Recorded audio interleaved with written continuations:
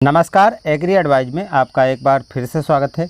आप धान की रोपाई में इस समय व्यस्त होंगे। यदि आपने धान की रोपाई अभी तक नहीं किया है और या रोपाई कर चुके हैं और उर्वरक अभी तक नहीं दिया है, तो ये वीडियो आपके लिए खास होने वाला है। यदि आप जैविक खेती करते हैं तो आपके लिए और भी ये खास वीडियो बन जाता है, क्योंकि आज हम एक ऐसा ही तरीका बताने जा रहे हैं जिसका यूज करके आप जो उर्वरक की मात्रा है उसको कम कर सकते हैं। यानी 1 एकड़ में लगभग 30 किलोग्राम नाइट्रोजन की पूर्ति इस माध्यम से कर सकते हैं और फास्फोरस की भी पूर्ति 1 एकड़ में इस तरीके से कर सकते हैं। तो कौन सा तरीका है, क्या आपको करना है, पूरी डिटेल से आपको जानकारी इस वीडियो में मिलेगी, इसलिए आप वीडियो पूरा देखिएगा।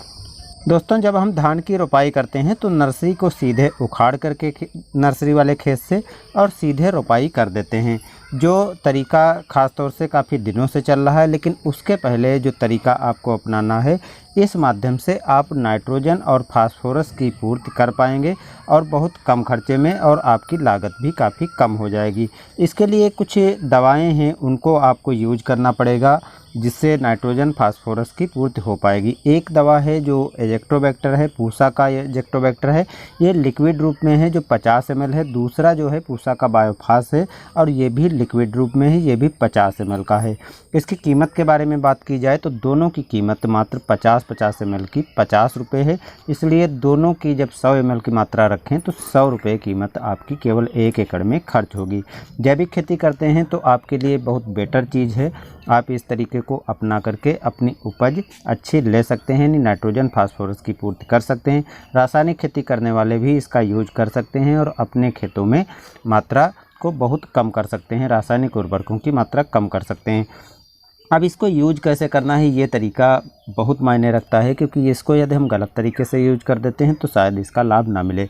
यानी आप पहले नर्सरी की उखाड़ लें और उसके बाद जो है आप 2 टब या 3 टब जो रखें उसमें जो है पानी भर दीजिए और पानी में इस घोल को डाल लेना है। डालने के बाद नर्सरी को स्वच्छ पानी से धुल लेना है, जड़ें बिल्कुल साफ़ हों, और उसके बाद आपको इन टबों में नर्सरी को रख देना है, ठीक इस प्रकार से जैसे हम रख रहे हैं। और रखने के बाद आपको लगभग 30 मिनट तक इसमें डुबोकर छोड़ देना है। कम से कम 30 मिनट ज़रूर डुबोएं, अधिक से अधिक कितना भी समय ले सकते हैं, कोई दिक्कत नहीं है। और इसको रखने के बाद में आप जब 30 मिनट रख लें, 30 मिनट रखने के बाद आप रोपाई कर सकते हैं।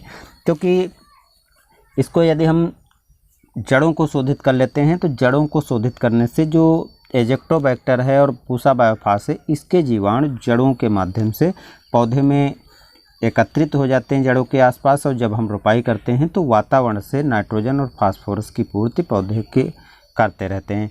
तो ये तरीका एक सरल तरीका है, इस माध्यम से भी आप यूज कर सकते हैं। थोड़ा ध्यान रखना है कि जब ये घोल तैयार करें तो घोल तैयार करना है आपको तो पूरी की पूरी शीशी एक बार में खोल करके यूज कर लेना है। कई दिनों तक खोल करके शीशी को नहीं रखना है, यानी जब यूज करना हो तभी खोलना है। धूप में शीशी को नहीं रखना है, नहीं तो इसके जीवाणु मर जाते हैं।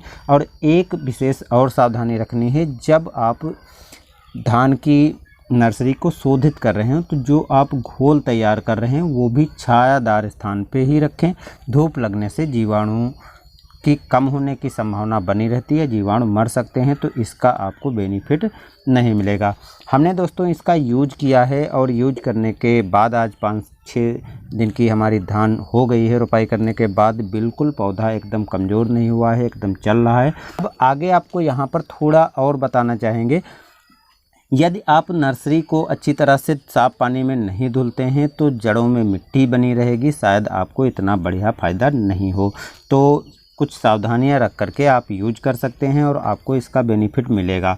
एक चीज़ दोस्तों और आपको कर लेनी है, यदि आप नर्सरी को सीधे खुदाई करने के बाद उसको शोधित नहीं कर पाते हैं या इतना समय आपके पास नहीं बचता है, क्योंकि लेबर आदि कभी कभी जल्दबाजी में सीधे रोपाई करने लगते हैं तो उस समय आपको मौका नहीं मिलता है। तो ऐसे समय में जब आप धान की रोपाई कर चुके हैं तो रोपाई करने के तुरंत बाद इस घोल को आप 1 एकड़ खेत में पानी क्योंकि भरा होता है तो छिड़क सकते हैं, या पंप में भर करके स्प्रे कर सकते हैं, या सीधे छिड़क सकते हैं, जिससे पूरे खेत में इसके जीवाणु फैल जाएंगे और जो नाइट्रोजन फास्फोरस की पूर्ति है वो हो पाएगी। तो इस तरह से आप अपने धान की खेती कर सकते हैं और कम लागत में अच्छी उपज ले सकते हैं।